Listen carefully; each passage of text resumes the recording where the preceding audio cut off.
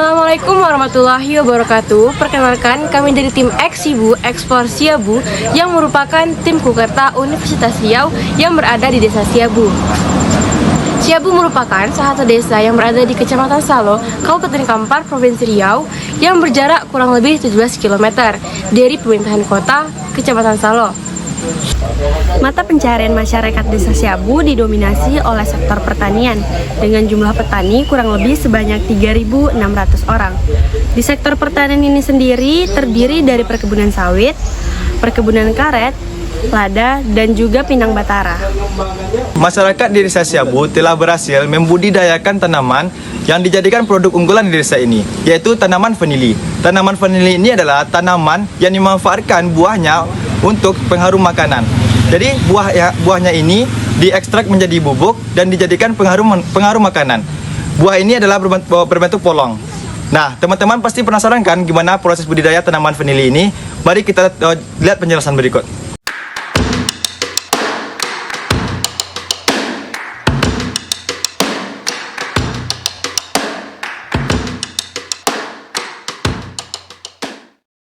Assalamualaikum warahmatullahi wabarakatuh. Perkenalkan, saya Nia dan rekan saya Tiara.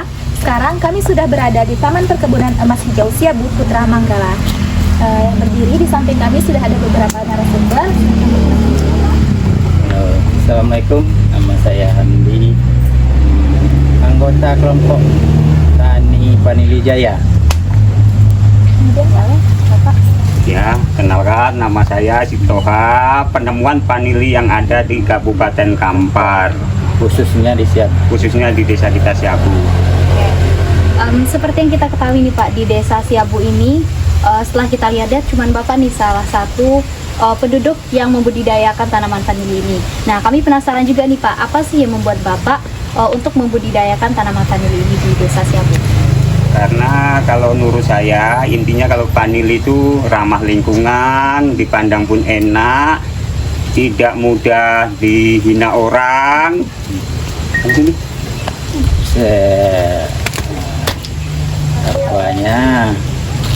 Selain harganya menjanjikan, ini kan vanili ini perawatannya nggak rumit-rumit, Betul-betul.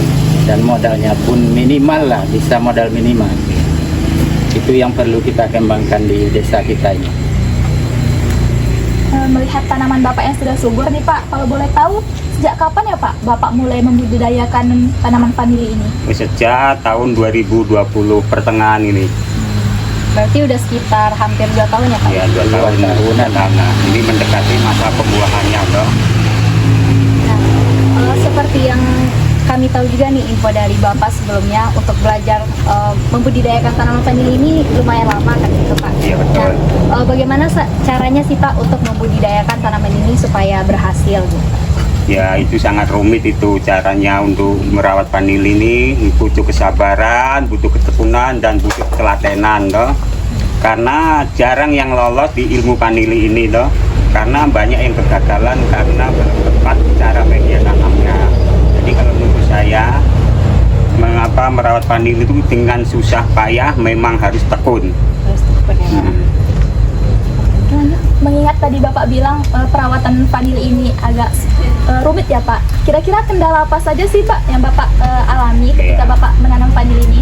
Banyak itu ada jamur kulit, jamur batang, jamur daun, karena tidak sesuai dengan humus tanah. Karena itu vanili kan rawan dari segala penyakit loh. Sebab vanili tanaman lunak ya. Iya, betul-betul. Tanaman lunak. Oke. Kemudian Pak, apa saja sih keunggulan vanili ini dibanding tanaman-tanaman lainnya Pak? Karena harganya sangat menjanjikan. Itu Jadi- tadi harganya tadi. Kan ya Pak? Iya, harganya menjanjikan loh.